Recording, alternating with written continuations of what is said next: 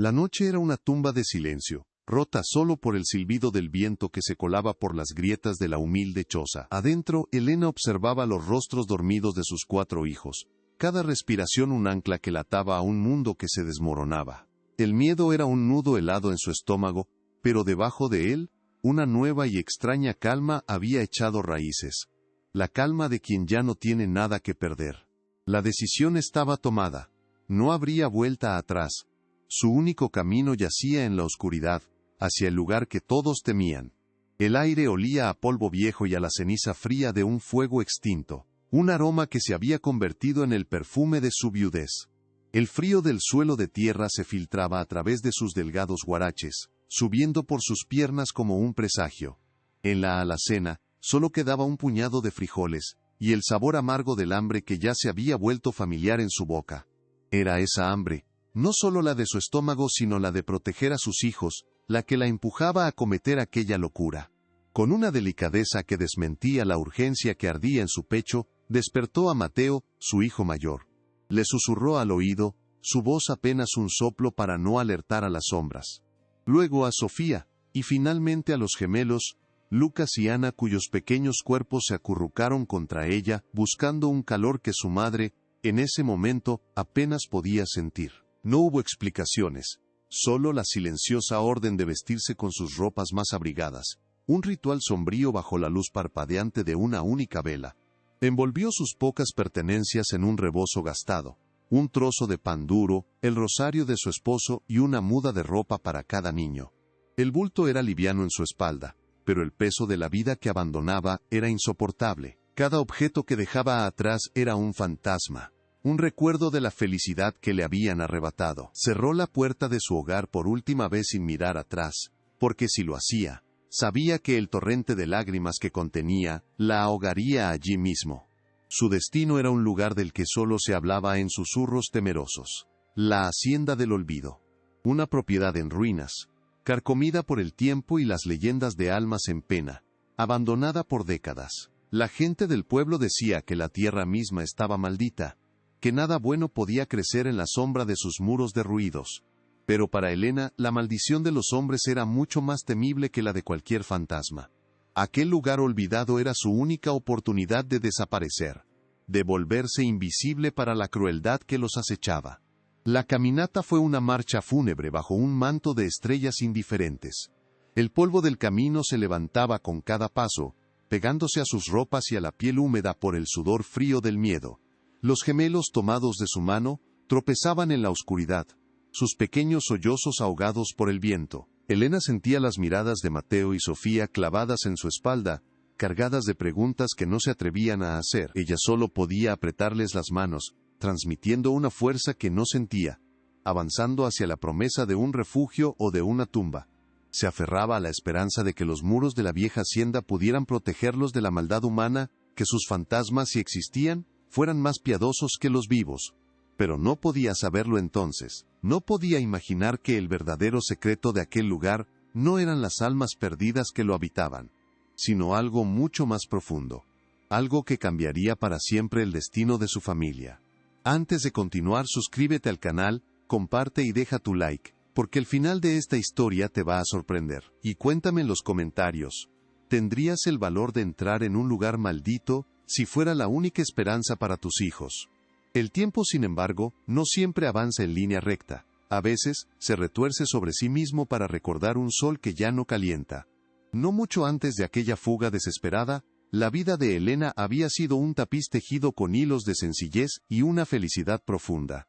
Su hogar no era más que una pequeña casa de adobe, pero el amor de Javier, su esposo, la convertía en un palacio.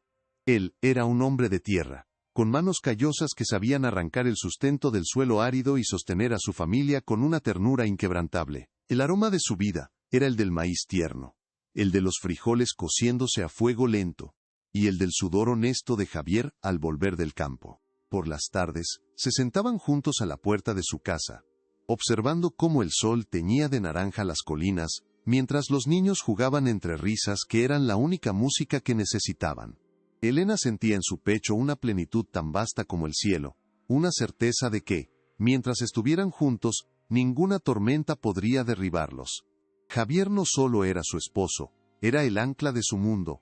Le enseñó a Mateo a leer las nubes para predecir la lluvia, y a Sofía a encontrar las flores más resistentes que crecían en las grietas de las rocas. Para los gemelos sus brazos eran un refugio seguro, un columpio y una fortaleza. Su risa era un trueno benévolo que espantaba cualquier tristeza. Y su presencia, una promesa silenciosa de que todo estaría bien. Siempre. Pero la felicidad, a veces, es un cristal frágil. Una mañana de cosecha, Javier despertó con una fiebre que ardía como las brasas del infierno. Lo que comenzó como un simple malestar, se convirtió en una batalla desesperada contra un enemigo invisible que consumía su fuerza día tras día.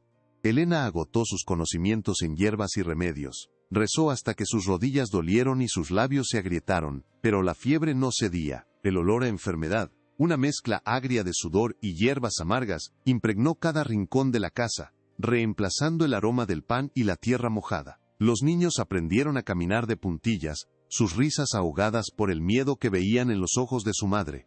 Elena observaba impotente cómo la vida se escapaba del hombre que amaba, cómo su piel se volvía pálida, y sus ojos perdían el brillo que era su faro.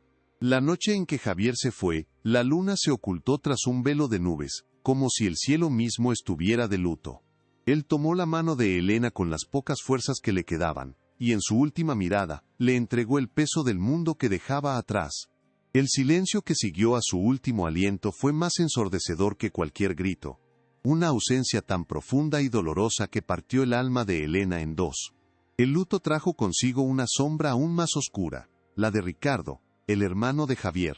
Era un hombre tallado en la envidia, cuyo corazón era una piedra incapaz de sentir compasión. Mientras Elena lloraba a su esposo, Ricardo solo veía una oportunidad. Sus ojos fríos y calculadores recorrían la pequeña parcela de tierra no con nostalgia, sino con la codicia de un buitre que espera pacientemente la muerte de su presa. Su primera visita tras el funeral fue un presagio. No ofreció consuelo sino una advertencia disfrazada de consejo. Su voz, un siseo venenoso, cortó el aire denso de dolor. Esta tierra es demasiado para una viuda con 4 hijos, Elena. No podrás con ella. Véndemela a un precio justo antes de que la pierdas por nada. La palabra justo en sus labios sonaba como una burla, un insulto a la memoria de su hermano. La negativa de Elena fue firme, nacida del amor por el legado de Javier y la necesidad de proteger el único patrimonio de sus hijos, pero su valentía solo encendió la crueldad de Ricardo. Él no aceptaba un no por respuesta. La tierra que Javier había trabajado con sus propias manos se convirtió en el campo de batalla de una guerra silenciosa y desigual. Una guerra que Elena estaba destinada a perder. Comenzó con pequeñas maldades, diseñadas para desgastar su espíritu. Ricardo desvió el curso de la acequia que llevaba el agua a su parcela, condenando sus siembras a la sed. En el pueblo, esparció rumores como semillas venenosas, pintando a Elena como una mujer incapaz y necia, aislándola de la comunidad que antes la había apoyado. La soledad se volvió un muro, tan real como los de su casa de adobe. Elena luchaba con la fuerza de una leona, trabajando desde antes del alba hasta mucho después del anochecer, tratando de salvar lo poco que tenía. Sus manos, antes suaves, se llenaron de ampollas y grietas. El hambre se convirtió en una compañera constante, un dolor sordo en el estómago que ella soportaba en silencio para que sus hijos pudieran comer las escasas raciones que lograba reunir. Los niños sentían el cambio. La risa se había extinguido de su hogar, reemplazada por una tensión palpable. Mateo, con sus 12 años, intentaba ser el hombre de la casa. Su rostro infantil endurecido por una preocupación que ningún niño debería conocer. Sofía se refugiaba en sus flores secas, y los gemelos se aferraban a las faldas de su madre, sus ojos grandes y asustados siguiendo cada movimiento de la sombra que era su tío. La estocada final llegó en una noche sin estrellas, cuando el viento aullaba como un alma en pena. Elena y los niños despertaron sobresaltados por el olor acre del humo y el crepitar furioso de las llamas. Corrieron afuera solo para ver su pequeño maizal, la única esperanza de alimento para los próximos meses, siendo devorado por un incendio voraz. No había duda de quién era el responsable. La silueta de Ricardo recortada contra el fuego fue una imagen grabada a fuego en su memoria. A la mañana siguiente, con el humo aún flotando sobre los restos carbonizados de su esperanza, Ricardo se presentó en su puerta. Su rostro no mostraba remordimiento sino un triunfo cruel y descarado. Se paró frente a ella, con la postura de un conquistador, y pronunció la sentencia que había estado planeando desde el principio. «Te lo advertí, Elena», dijo, su voz goteando una falsa compasión que era más hiriente que cualquier insulto. «Esta tierra no quiere a una mujer sola. Es una señal. Ahora no tienes nada. Vete. Llévate a tus hijos y vete antes de que la desgracia sea aún mayor». Era una orden, no una sugerencia, respaldada por la amenaza implícita en su mirada. La humillación fue un veneno que le quemó la garganta, dejándola sin palabras. Allí estaba, frente al hombre que le había arrebatado todo, despojada de su hogar, de su sustento y de su dignidad. Miró los rostros de sus hijos, pálidos y aterrorizados, acurrucados detrás de ella, y supo que no podía luchar más. Por ellos, debía rendirse. No le permitió llevarse nada de valor, solo la ropa que llevaban puesta y lo que pudiera cargar en un rebozo. Mientras Elena envolvía apresuradamente un trozo de pan, y el rosario de su esposo, sentía la mirada de Ricardo sobre ella. Una mirada que la desnudaba, que la reducía a la nada. Cada objeto que dejaba atrás, era un pedazo de su vida que le estaban arrancando a la fuerza. El momento de la partida fue un desgarro. Al cruzar el umbral de la que había sido su casa, la casa que construyó con Javier, un sollozo se ahogó en su pecho. No se atrevió a mirar atrás, porque la visión de su hogar perdido la habría hecho pedazos. Solo podía sentir las pequeñas manos de los gemelos temblando en las suyas, y el peso de las miradas de Mateo y Sofía en su espalda. Ricardo los observó marchar con una sonrisa de satisfacción en los labios, el dueño absoluto de su pequeña victoria miserable. No le importaba el destino de la viuda de su hermano ni el de sus sobrinos. Solo le importaba la tierra, el polvo y las rocas que ahora podía llamar suyas. Su crueldad había triunfado, expulsando a una familia a la intemperie, sin nada más que el dolor como equipaje. Mientras se alejaban por el camino polvoriento, el miedo en los ojos de sus hijos era un reflejo de su propia desesperación. ¿A dónde irían? ¿Qué comerían? ¿Cómo sobrevivirían? Las preguntas la golpeaban con la fuerza de un vendaval, pero no tenía respuestas. Solo tenía la certeza de que debía seguir caminando, poner la mayor distancia posible entre sus hijos y la maldad de aquel hombre.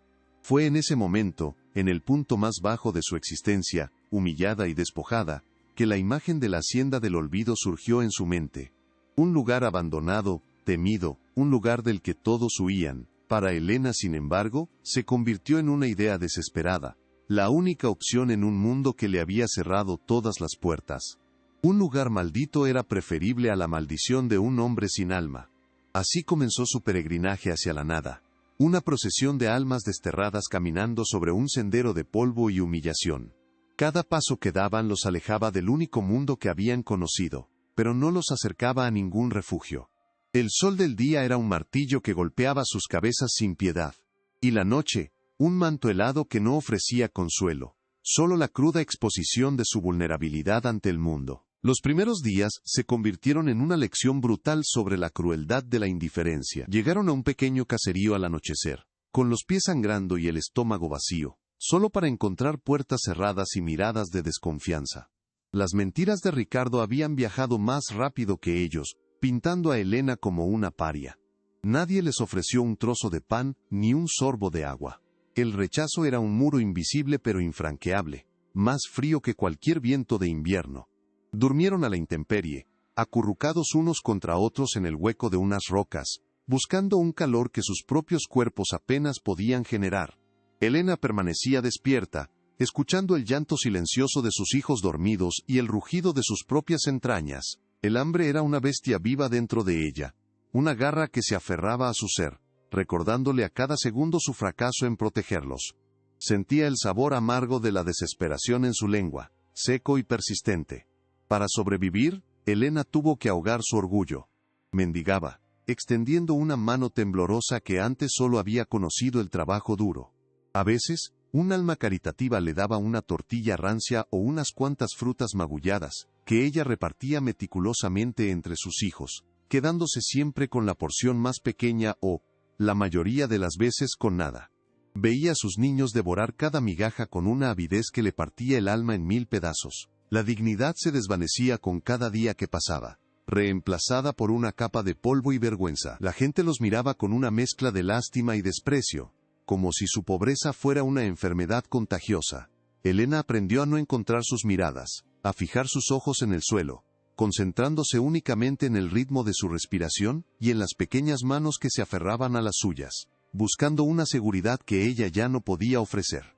El espíritu de los niños también comenzaba a quebrarse. Las risas de los gemelos se habían extinguido, reemplazadas por un silencio asustado. Sofía ya no buscaba flores en el camino, su mirada estaba perdida en un horizonte sin promesas.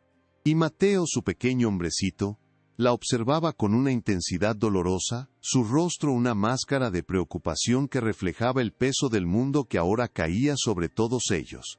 Fue en el punto más bajo de su desesperación, sentada en la plaza de un pueblo que no era el suyo, mientras sus hijos dormían exhaustos a sus pies, que escuchó el susurro que cambiaría su destino. Dos ancianas sentadas en una banca cercana, hablaban en voz baja, con ese tono reverencial reservado para las leyendas y los miedos. Hablaban de un lugar al que nadie se atrevía a ir, la Hacienda del Olvido. Contaban historias de luces inexplicables en las ventanas vacías, de lamentos que el viento arrastraba desde sus muros derruidos y de una maldición que caía sobre cualquiera que osara cruzar su portón oxidado. Decían que la tierra misma estaba envenenada por la tristeza, que el último dueño había muerto en la más absoluta soledad y que su alma en pena aún vagaba por los pasillos, protegiendo su miseria del mundo exterior. Para las ancianas, era una historia de terror para asustar a los niños, pero para Elena, cada palabra era una nota de esperanza. Un lugar temido por todos era un lugar donde nadie los buscaría. Un lugar maldito por fantasmas era un santuario comparado con la maldición de los hombres como Ricardo. Si el mundo de los vivos le había cerrado todas sus puertas, tal vez el mundo de los muertos le ofrecería una. La idea echó raíces en su mente agotada, floreciendo con la fuerza de la última esperanza. El miedo a lo desconocido era inmenso, un abismo oscuro que la llamaba. Pero el miedo a ver a sus hijos morir de hambre y de frío era infinitamente mayor. Era un fuego que consumía cualquier otra emoción, que convertía la cobardía en coraje y la locura en una decisión lógica y necesaria. Se levantó, su cuerpo adolorido, pero su espíritu encendido con una nueva y terrible determinación. Miró los rostros dormidos de sus hijos, sus ángeles indefensos, y supo lo que tenía que hacer. No importaba qué fantasmas o demonios la esperaran en aquella hacienda. Ninguno podía ser más cruel que el hambre. Ninguno podía ser más despiadado que la indiferencia humana que habían sufrido. En ese momento, el corazón de una madre tomó una decisión que lo cambiaría todo para siempre. Y si tu corazón late con el de ella, si sientes la fuerza de su amor inquebrantable, te pido que nos ayudes a que su historia llegue aún más lejos. Deja que tu aprecio sea un aplauso a su valentía. Comparte esta lucha con aquellos a quienes amas, y únete a nosotros para no perderte ni un solo paso del destino que le aguarda. Con la primera luz del alba, despertó a sus hijos con una suavidad que desmentía la tormenta en su interior. No les habló de fantasmas ni de maldiciones, sino de un techo, de un lugar donde podrían descansar, un refugio al final del camino. Los niños, demasiado cansados para cuestionar, la siguieron con una fe ciega, la fe que solo un hijo puede tener en su madre. Dejaron atrás los caminos transitados, adentrándose en senderos olvidados que serpenteaban hacia las colinas yermas donde, según las ancianas, se erigían las ruinas de la hacienda. El paisaje se volvió más salvaje, más inhóspito, como si la naturaleza misma advirtiera a los viajeros que se alejaran. El aire se sentía más denso, cargado de un silencio antiguo y pesado. Cada paso era un acto de fe y de desafío. Elena desafiaba a su propio miedo, a las leyendas, a la lógica que le gritaba que diera la vuelta. Pero seguía adelante, impulsada por las 4 razones que caminaban a su lado. Su amor por ellos era su brújula y su escudo. La única arma que tenía contra un mundo que la había despojado de todo lo demás. La caminata se sintió eterna, una prueba de resistencia física y espiritual. El sol se puso, tiñendo el cielo de colores sangrientos. Y a lo lejos, en la cima de una colina solitaria, recortada contra el crepúsculo, vieron una silueta. Una estructura oscura y quebrada, como los huesos de un gigante olvidado. Era la Hacienda del Olvido, su última y única esperanza. La mole oscura de la hacienda del olvido se alzaba contra el cielo moribundo como el esqueleto de una bestia prehistórica, una silueta de dolor y abandono que devoraba la última luz del día. El portón de hierro, retorcido por el óxido y la negligencia, se abrió con un gemido largo y lastimero, como el lamento de un alma atrapada, dando paso a un mundo donde el tiempo se había detenido. El aire era espeso, cargado con el olor a tierra húmeda, a hojas podridas, y a una soledad tan antigua que parecía tener peso y textura. Dieron sus primeros pasos en la propiedad con una mezcla de terror y reverencia. La naturaleza había reclamado su dominio con una furia silenciosa. La maleza, alta y enmarañada, se tragaba los senderos de piedra, y las enredaderas cubrían las paredes de la casa principal como un sudario verde. Las ventanas, despojadas de sus cristales, eran cuencas vacías, que observaban su llegada con una indiferencia tétrica. Elena sintió un escalofrío que no era solo por el frío de la noche que se avecinaba. Era el miedo primordial a lo desconocido, a un lugar que parecía exhalar tristeza. La casa principal era una cáscara a punto de derrumbarse, con el techo hundido en varios puntos, y un aura de decadencia que invitaba más al espanto que al refugio. Fue el instinto de madre el que la guió hacia el granero, una estructura más humilde pero que parecía más sólida, menos herida por el paso de los años. Adentro, el olor a heno viejo y a polvo se mezclaba en una atmósfera casi respirable. Haces de luz lunar se filtraban por las grietas del techo, dibujando patrones fantasmales en el suelo de tierra. Esa primera noche fue un purgatorio de sonidos y sombras. El viento aullaba entre las vigas de madera, produciendo silbidos y gemidos que hacían que los niños se acurrucaran más contra ella. Con los ojos muy abiertos en la oscuridad, cada crujido de la estructura, cada susurro de las hojas secas arrastradas por el suelo, era una amenaza potencial. Elena los abrazó con una fuerza desesperada, cantándoles una canción de cuna con una voz que luchaba por no temblar, construyendo con sus brazos una frágil fortaleza contra los fantasmas, tanto los reales como los de su imaginación. El amanecer trajo consigo la cruda realidad de su situación. El hambre era un dolor sordo y persistente, un recordatorio constante de su vulnerabilidad. Con una determinación forjada en el acero de la necesidad, Elena comenzó la tarea hercúlea de hacer habitable aquel rincón olvidado. Pasó el día arrancando maleza con sus propias manos, barriendo capas de polvo de décadas, y tapando las grietas más grandes con tablones sueltos y barro. El trabajo era agotador, pero cada gota de sudor era un acto de rebeldía contra el destino que Ricardo les había impuesto. Mientras limpiaban hicieron un descubrimiento que encendió una diminuta chispa de esperanza. En un corral anexo, encontraron a una cabra esquelética, atada a un poste con una soga raída, y un puñado de gallinas tan delgadas que parecían hechas de alambre y plumas. Eran fantasmas vivientes, sobrevivientes como ellos, abandonados a su suerte en aquel mar de desolación. La visión de otros seres vivos, por más desvalidos que estuvieran, fue un bálsamo para sus almas solitarias. Fue en la segunda mañana cuando lo imposible se manifestó. Mateo, con el rostro pálido y los ojos desorbitados por el asombro, corrió hacia ella tirando de su falda. La llevó en silencio hasta el interior del establo. Allí, en un rincón específico del suelo de tierra, la cabra y las gallinas picoteaban y masticaban con una concentración febril. Pero no había nada. El suelo estaba completamente desnudo, no había un solo grano, ni una brizna de hierba. Los animales se alimentaban de la nada, como si participaran en un banquete servido por manos invisibles. Elena sintió que la sangre se le helaba en las venas.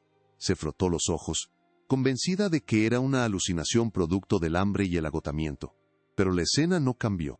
Los animales comían con una avidez rítmica, absortos en su milagrosa comida.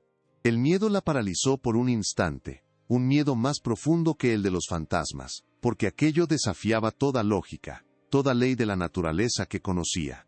Era una bendición o una brujería, y no sabía cuál de las dos era más peligrosa. El fenómeno se repitió a la mañana siguiente, y a la otra, siempre a la misma hora, siempre en el mismo lugar. Y lo más asombroso era que los animales, día tras día, parecían recuperar fuerzas. La cabra ya no tenía los huesos tan marcados, y las gallinas se movían con más energía. Aquel milagro aterrador los estaba manteniendo con vida. El miedo inicial de Elena comenzó a transformarse en una curiosidad desesperada. Si había una fuerza en aquel lugar, buena o mala, necesitaba entenderla. Podría ser la diferencia entre ver a sus hijos perecer o encontrar la salvación. La necesidad se impuso sobre el terror, decidió que no podía seguir siendo una espectadora pasiva de aquel misterio. Con la ayuda de Mateo, cuyo rostro infantil reflejaba una seriedad que le partía el alma, comenzó a investigar. Después de que los animales terminaran su festín invisible, se arrodilló en el lugar exacto. El aire no olía a nada, el suelo no tenía ninguna marca. Era tierra común y corriente, compacta y seca. Pasaron horas observando, analizando cada centímetro de aquel rincón. Fue Elena quien notó algo, mientras golpeaba suavemente el suelo con el puño. El sonido en esa área específica era diferente. No era el ruido sordo y macizo del resto del establo, sino un eco hueco, casi imperceptible, como si hubiera un vacío debajo. Su corazón comenzó a latir con una mezcla de emoción y pavor. Con sus dedos, comenzó a escarbar la superficie. La tierra estaba dura, casi petrificada por el tiempo, pero debajo de la primera capa de polvo, sus uñas tropezaron con algo liso y recto. No era una roca, era madera. Con una excitación creciente, limpió el área con más ahínco, revelando el contorno de una gran tabla rectangular, perfectamente encajada en el suelo y camuflada con una fina capa de tierra para hacerla invisible. Encontraron un trozo de hierro oxidado que sirvió como palanca. Mateo y ella unieron sus fuerzas, introduciendo el hierro en una pequeña fisura, y empujando con todo el peso de sus cuerpos delgados. La madera, hinchada por la humedad de años, se resistió con un gemido agudo. Sofía y los gemelos observaban desde una distancia segura, con la respiración contenida, sus pequeños rostros, una mezcla de miedo y fascinación. Finalmente, con un estallido sordo y un crujido de fibras rotas, la tabla cedió. El aire que ascendió del hueco recién abierto olía a encierro, a grano viejo y a tierra fría. Lo que vieron a la luz que se filtraba no era un tesoro de oro ni los huesos de un muerto, sino algo mucho más extraordinario. Una serie de pequeños comederos de metal estaba incrustada en el suelo, y junto a ellos, un complejo sistema de cadenas y engranajes descendía hacia una oscuridad profunda. No era magia, no eran fantasmas, era ingenio. Alguien, en un pasado lejano, había construido un mecanismo increíblemente astuto para alimentar a los animales desde abajo, un acto de previsión y cuidado que la dejó sin aliento. La comprensión la golpeó con la fuerza de una revelación. No estaban en un lugar maldito, sino en un lugar protegido por un amor tan grande que había desafiado al tiempo y al olvido. Junto a los comederos, apenas visible en la penumbra, una serie de escalones de piedra toscamente tallados se hundía en las entrañas de la tierra. El misterio no había terminado, solo había revelado una nueva puerta. Un impulso irresistible, la certeza de que la respuesta a todas sus plegarias se encontraba en esa oscuridad, la empujó a seguir adelante. Debía saber quién había creado aquel milagro mecánico y por qué. Con una antorcha improvisada, hecha con un palo largo y un trozo de su propio rebozo empapado en la poca grasa que quedaba de una vela, Elena comenzó el descenso. Mateo la siguió de cerca, negándose a dejarla sola, su pequeño protector. El aire se volvió más frío y húmedo con cada escalón, y el silencio era tan profundo que podían escuchar el latido de sus propios corazones. La luz de la antorcha danzó sobre las paredes de un sótano espacioso y seco, revelando una escena que hizo que Elena ahogara un sollozo de pura incredulidad y alivio. Ante ellos se extendía un tesoro de supervivencia. Sacos de maíz y frijoles apilados ordenadamente, sellados con cera para protegerlos de la humedad y los bichos. Estanterías de madera sostenían frascos de conservas, frutas y verduras encurtidas, y en un rincón, un conjunto de herramientas agrícolas limpias y bien engrasadas.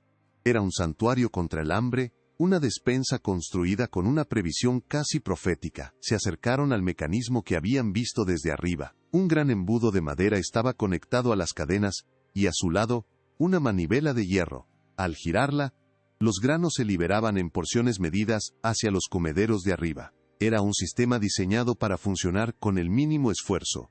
Un acto de compasión cristalizado en madera y metal. Mientras sus ojos se acostumbraban a la luz, vio algo más. Sobre un viejo barril, apartado del resto, descansaba una pequeña caja de metal, cubierta por una gruesa capa de polvo.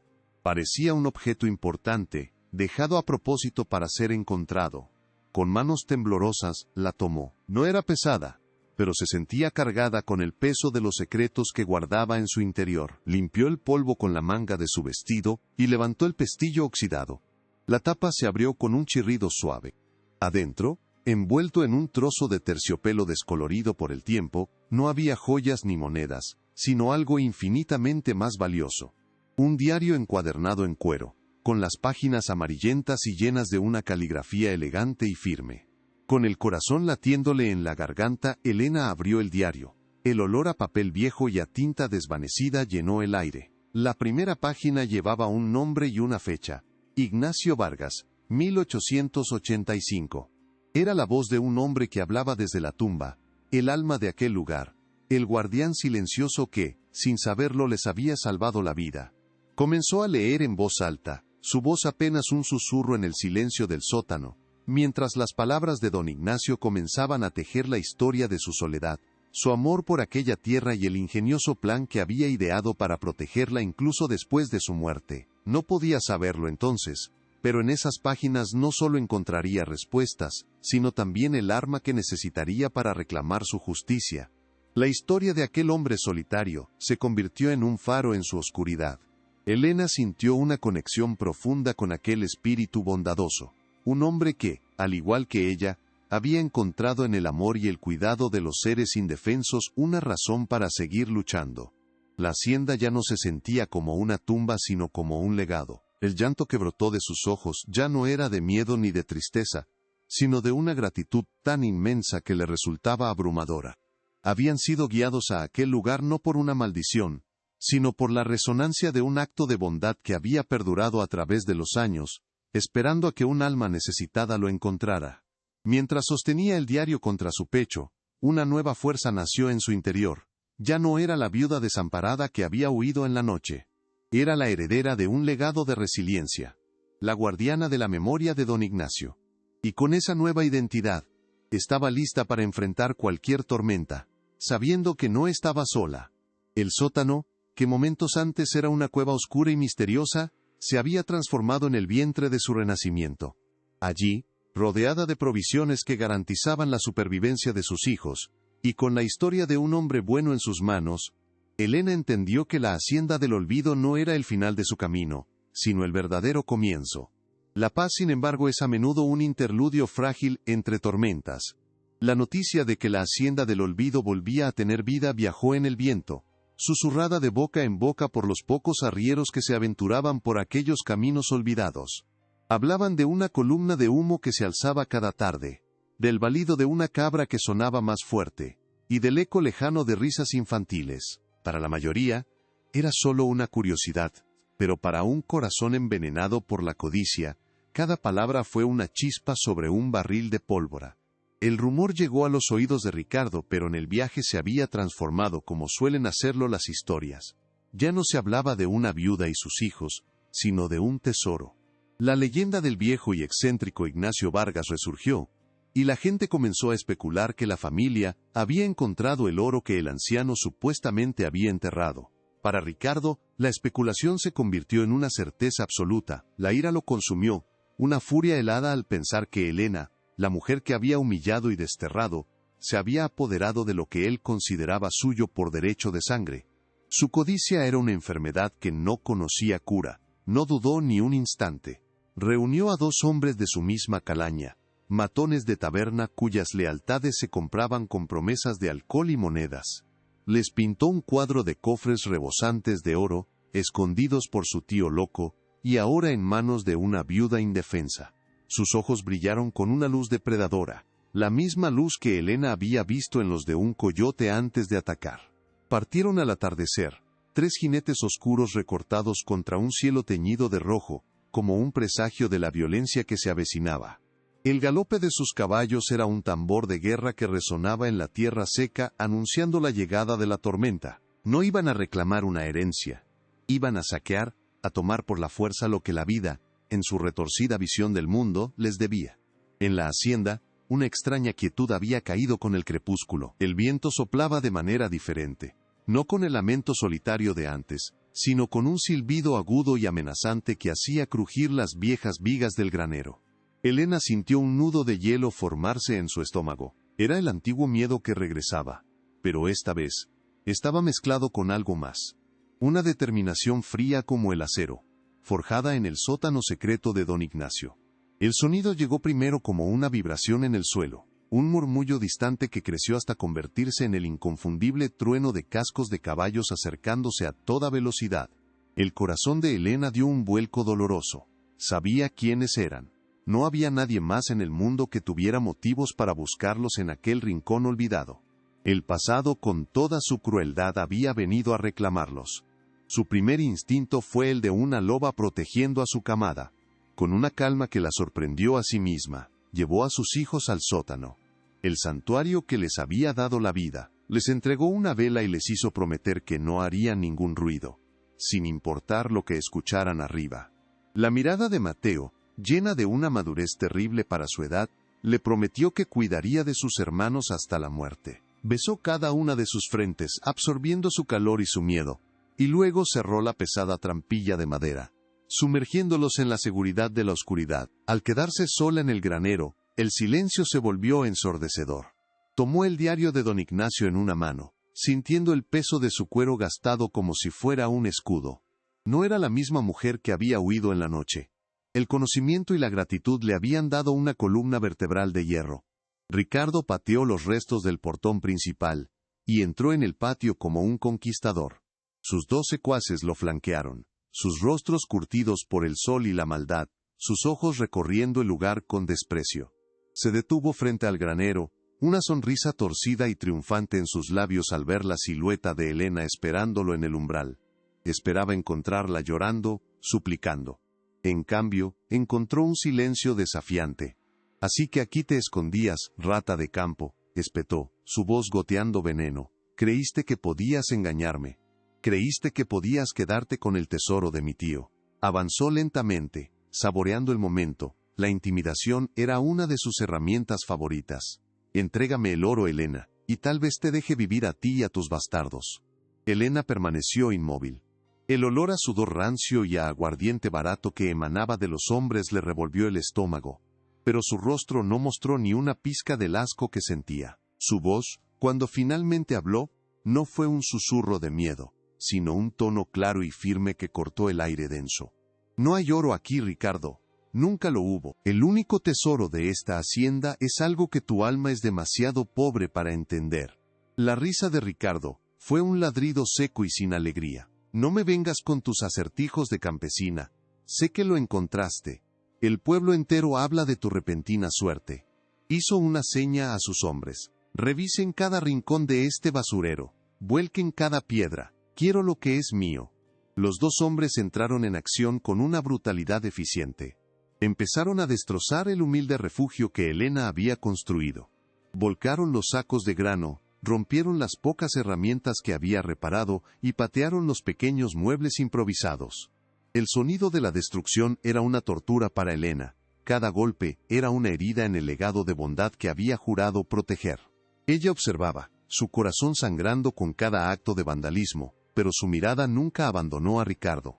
Él se deleitaba con la escena, sus ojos fijos en ella, esperando verla quebrarse, esperando que el miedo finalmente la hiciera confesar la ubicación de un tesoro que solo existía en su mente codiciosa.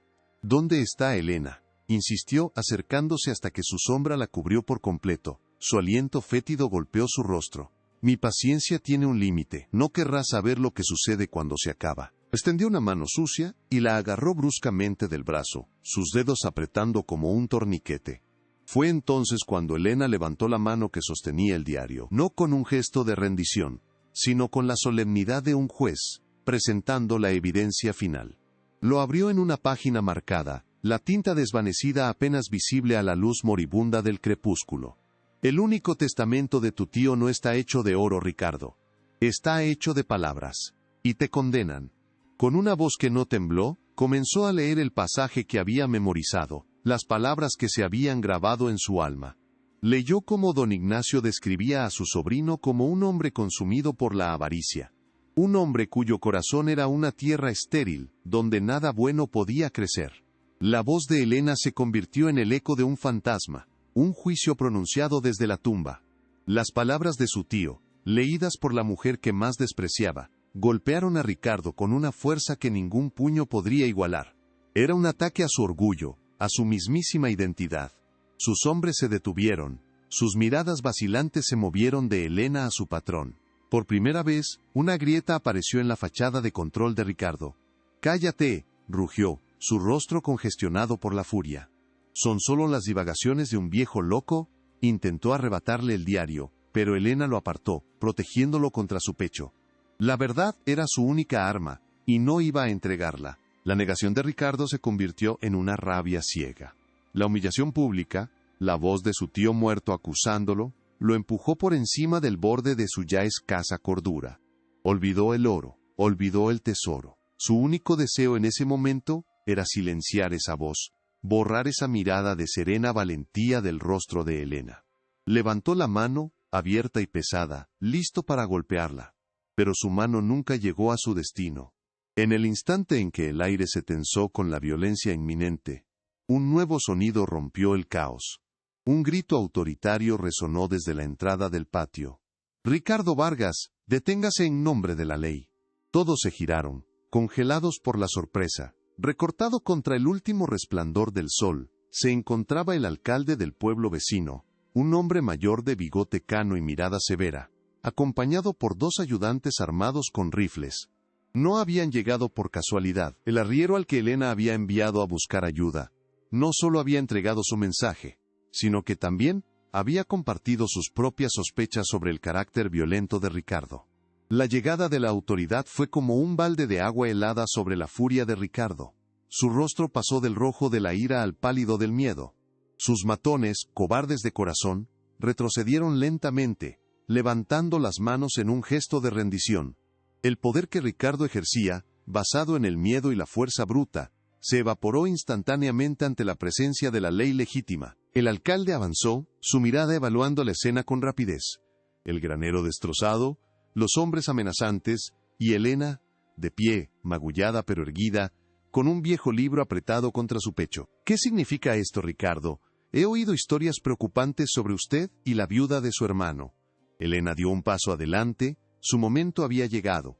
Con una compostura inquebrantable, le entregó el diario al alcalde y le explicó la historia de don Ignacio, la herencia de bondad y el mecanismo secreto. Luego, con una calma asombrosa, lo guió hasta el interior de la casa principal, directamente a la chimenea. Frente a los ojos atónitos de todos, removió el ladrillo suelto que don Ignacio había descrito en su diario. Del hueco polvoriento, extrajo el paquete de cuero. Lo abrió y reveló los títulos de propiedad originales de la Hacienda del Olvido, junto con la adenda legal, clara y precisa, que legaba la tierra no a su sobrino, sino a la primera alma necesitada que demostrara ser digna de ella. La evidencia era irrefutable. El diario, los títulos, el testimonio de Elena y el estado del granero, pintaban un cuadro completo de la codicia y la crueldad de Ricardo. Su arrogancia se desmoronó por completo, reemplazada por una humillación balbuceante y patética. Trató de inventar mentiras, de acusar a Elena de brujería, pero sus palabras sonaban huecas y desesperadas. El alcalde no necesitó escuchar más. Su veredicto fue rápido y final. Ricardo y sus hombres fueron arrestados por allanamiento, destrucción de la propiedad e intento de agresión. Mientras se los llevaban, Ricardo lanzó una última mirada de odio puro hacia Elena. Pero ella ya no sintió miedo. Solo sintió una inmensa y profunda lástima por un hombre tan vacío que solo podía intentar llenar su alma con cosas que nunca podría poseer. Cuando el sonido de los caballos se desvaneció en la distancia, un profundo silencio cayó sobre la hacienda, pero esta vez era un silencio de paz, de justicia. Elena se quedó de pie en el patio, el aire fresco de la noche en su rostro, y por primera vez en meses, respiró hondo sin que el peso del miedo oprimiera su pecho. Llamó a sus hijos, su voz resonando con una nueva fuerza. La trampilla se abrió y 4 pequeñas cabezas aparecieron, sus ojos grandes y llenos de preguntas. Al ver a su madre sola y a salvo, corrieron a sus brazos, abrazándola con una fuerza que casi la derriba. Lloraron juntos, pero esta vez eran lágrimas de alivio y de victoria. Esa noche, mientras la luna llena se alzaba sobre la Hacienda del Olvido, no iluminaba un lugar de fantasmas y tristeza, sino un hogar. Un hogar defendido por el coraje de una madre, y protegido por el espíritu de un hombre bueno. La batalla había terminado. La guerra por su supervivencia había sido ganada. Y en el horizonte por primera vez se vislumbraba la promesa de un nuevo amanecer. La revelación le dio a Elena una fuerza que no sabía que poseía. Su corazón, antes un nido de miedos, ahora era una forja donde el dolor se había templado en acero. Al día siguiente, como si fuera invocado por el destino mismo, Ricardo apareció en la hacienda, acompañado por dos hombres de aspecto rudo. Su rostro se contorsionó en una sonrisa triunfante al ver a Elena y a los niños en medio de la ruina, una imagen que alimentaba su retorcido sentido de superioridad y poder. «Así que te escondiste en el nido de ratas de mi tío», se burló, su voz cortando el aire tranquilo de la mañana. Se acercó con la arrogancia de un conquistador, sus ojos codiciosos recorriendo cada rincón como si ya le perteneciera. «Esta propiedad es mía por derecho de sangre. Lárgate ahora con tus mocosos, antes de que me vea obligado a sacarte a la fuerza». La amenaza flotaba en el aire, pesada y maloliente como el aliento del propio Ricardo. Pero la mujer que lo enfrentó no era la misma viuda asustada que había huido en la oscuridad. Con el diario de don Ignacio en la mano, Elena se plantó frente a él, sus ojos brillando con una llama nueva y desafiante. «No tienes derecho a nada, Ricardo», dijo, su voz firme como una roca, sin un atisbo de temblor. «Tu tío conocía la oscuridad que habita en tu corazón. Dejó esta tierra para alguien que la cuidara con amor, no para alguien que la explotara con avaricia». Ricardo soltó una carcajada áspera e incrédula, un sonido que no contenía alegría, solo desprecio. Mientras él se burlaba, Elena, con una calma que lo desconcertó, caminó hacia la ruinosa casa principal. Ignorando sus insultos, se dirigió directamente a la gran chimenea de piedra, cubierta de hollín y telarañas. Siguiendo la pista del diario, que había memorizado como una oración sagrada, buscó con sus dedos entre las piedras hasta encontrar un ladrillo que se movía ligeramente. Ante la mirada atónita de Ricardo y sus hombres, ella retiró el ladrillo suelto. Del hueco polvoriento y oscuro que quedó al descubierto, extrajo un envoltorio de cuero, endurecido y agrietado por el paso de las décadas. Con manos solemnes, lo abrió. Dentro, protegidos del tiempo y la humedad, estaban los títulos de propiedad originales de la Hacienda del Olvido, junto con una adenda legal, redactada con una caligrafía clara, firmada y sellada por un notario de la época. La llegada del alcalde del pueblo vecino, un hombre justo y respetado a quien Elena había logrado contactar a través de un arriero compasivo que pasó por el camino, selló el destino de Ricardo. El momento fue perfecto, casi orquestado por una mano invisible. El alcalde, alertado sobre la naturaleza violenta de Ricardo, había decidido investigar personalmente la situación de la viuda y sus hijos. Confrontado con el diario de don Ignacio, que relataba su desprecio por la codicia de su sobrino, y con los documentos legales que Elena sostenía en sus manos, la arrogancia de Ricardo se desmoronó como un castillo de arena. Elena leyó en voz alta la cláusula final, que legaba la tierra a cualquier familia honesta y necesitada que la encontrara y la cuidara con respeto, como un santuario para la vida y no como un cofre para la ambición. Su mundo se vino abajo. La humillación lo consumió frente al alcalde y sus propios secuaces, quienes ahora lo miraban con una mezcla de desprecio y miedo a la autoridad. Intentó balbucear excusas, acusar a Elena de brujería, de haber falsificado los papeles, pero sus mentiras sonaban huecas y patéticas. Su crueldad, expuesta a la luz de la ley, lo reveló como lo que realmente era, un hombre pequeño y miserable. La justicia por fin fue servida. El alcalde, sin dudarlo, declaró a Elena y a sus hijos los legítimos herederos de la propiedad, tal como don Ignacio lo había dispuesto. Ricardo fue expulsado de la hacienda bajo la amenaza de la cárcel si volvía a acercarse. Mientras se marchaba, derrotado y humillado, lanzó una última mirada de odio puro hacia Elena. Pero ella ya no sintió miedo.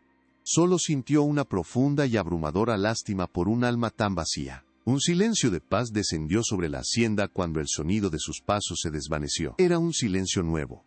No el de la soledad y el abandono, sino el de la victoria y la serenidad.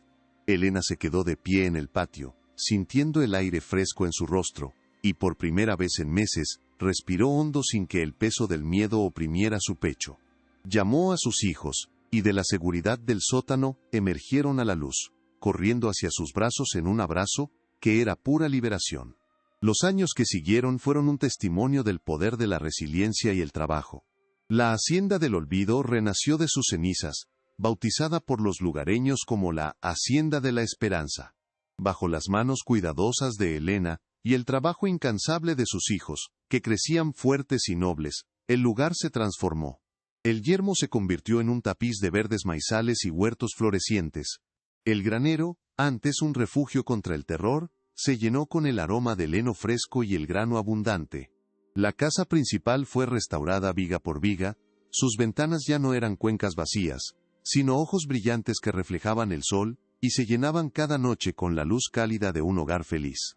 El sonido del viento ya no era un lamento, sino una melodía que acompañaba las risas de los niños.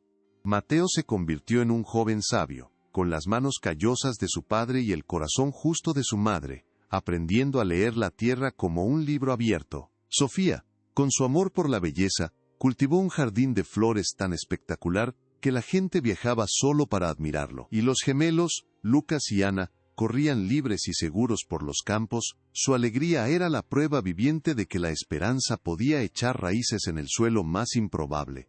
Elena se convirtió en la matriarca de la esperanza. Su historia se extendió por toda la región, y ya no era la viuda desamparada, sino doña Elena, una mujer de una sabiduría y una fortaleza inquebrantables. La gente acudía a ella en busca de consejo, de consuelo o de un simple plato de comida. Y su puerta siempre estaba abierta, su corazón siempre dispuesto a compartir la abundancia que la vida le había devuelto. El mecanismo de don Ignacio se mantuvo intacto, no por necesidad, sino como un monumento sagrado a la bondad que había salvado sus vidas. Cada mañana, antes de alimentar a sus propios animales, Elena giraba la vieja manivela, liberando una porción de grano en los comederos del establo, un ritual de gratitud hacia el alma solitaria que, sin conocerlos, los había amado. Les enseñó a sus hijos que la verdadera herencia que un hombre deja no se mide en oro, ni en hectáreas de tierra, sino en los actos de compasión que planta en el mundo, actos que pueden florecer para dar sombra y fruto a viajeros que aún no han nacido. La hacienda se convirtió en un faro, un símbolo de que incluso, en la más profunda oscuridad, la luz de un solo acto de bondad, magnificada por el coraje de una madre, puede encender una llama que guíe a generaciones enteras hacia un nuevo amanecer. Así, la historia de Elena nos enseña que el destino no es una línea recta trazada por la crueldad de otros, sino un sendero que se forja con cada paso de valentía, con cada lágrima de amor y con cada acto de fe, en medio de la desolación. La Hacienda del Olvido no era un lugar maldito por fantasmas, sino un santuario bendecido por la memoria de un hombre bueno, esperando a que un corazón digno encontrara la llave. Demuestra que, a menudo, los lugares que el mundo teme y abandona son aquellos que guardan los tesoros más puros. La verdadera riqueza, la que Ricardo nunca pudo comprender, no se encuentra en el brillo del oro ni en la posesión de la tierra. Reside en el conocimiento que nadie puede robar, en la fortaleza que nace del amor incondicional y en la compasión que se convierte en un legado inmortal. El tesoro de don Ignacio no eran monedas, sino un mecanismo de bondad, una historia de amor por la vida y un testamento de fe en la humanidad, un arma mucho más poderosa que cualquier fortuna material. La jornada de Elena es un espejo de nuestra propia capacidad para renacer de las cenizas. Nos recuerda que la resiliencia no es la ausencia de sufrimiento, sino la decisión de seguir adelante a pesar de él, de transformar el dolor en un motor para construir un futuro mejor. Ella nos muestra que el amor de una madre no conoce barreras, que es una fuerza de la naturaleza capaz de desafiar a la muerte, al hambre y a la maldad de los hombres para proteger a sus hijos. Cada acto de bondad, por pequeño que parezca, es una semilla plantada en el jardín del tiempo. Don Ignacio, en su soledad, realizó un acto de amor para sus animales, sin imaginar que, décadas más tarde, ese mismo acto sería la salvación de una familia entera. Su compasión creó un eco que resonó a través de los años, una onda de esperanza que encontró a Elena en su momento más oscuro, probando que ninguna buena acción se pierde jamás en el universo. La justicia a veces tarda en llegar, pero cuando lo hace, su luz es cegadora. La derrota de Ricardo no fue solo una victoria legal, sino una victoria moral. Su codicia lo dejó con las manos vacías y el alma llena de vergüenza, mientras que la generosidad de Helena, su disposición a cuidar y proteger, la convirtió en la heredera de un reino de esperanza. La vida le devolvió con creces lo que la crueldad intentó arrebatarle, demostrando que la verdadera abundancia florece en los corazones que saben dar. Que esta historia nos inspire a mirar más allá de las apariencias, a buscar la belleza en los lugares olvidados, y a encontrar la fuerza en nuestro interior cuando el mundo nos da la espalda. Nos enseña a valorar el legado que dejamos, no en propiedades, sino en los valores que inculcamos, y en el amor que compartimos. Porque al final, lo único que perdura es la huella que nuestras almas dejan en el corazón de los demás. La Hacienda de la Esperanza se convirtió en un faro, un testimonio viviente de que incluso en la tierra más árida, el amor puede hacer florecer el más bello de los jardines. La historia de Helena y sus hijos es un himno a la fortaleza del espíritu humano, una promesa de que, sin importar cuán oscura sea la noche, el coraje de una sola persona puede ser suficiente para traer un nuevo y glorioso amanecer. Si esta historia tocó tu corazón y te hizo creer en el poder de la esperanza, te invito a suscribirte a nuestro canal para que juntos sigamos descubriendo relatos que alimentan el alma. Deja tu aprecio en forma de un like, y comparte este mensaje con aquellos que necesiten recordar que no están solos en su lucha. Cuéntanos en los comentarios qué lección te llevas de este viaje. Queremos leer tu historia y saber cómo la resiliencia ha transformado tu vida.